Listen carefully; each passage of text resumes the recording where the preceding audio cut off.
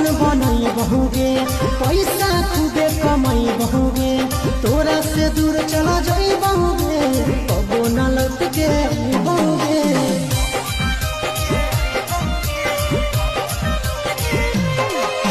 Life अपन बनई बहुगे, पैसा खूबे कमाई बहुगे, तोरा से दूर चला जाई बहुगे, कबो न लौट के बहुगे। सागर बेदर्दी से बोले भी न तोड़गे,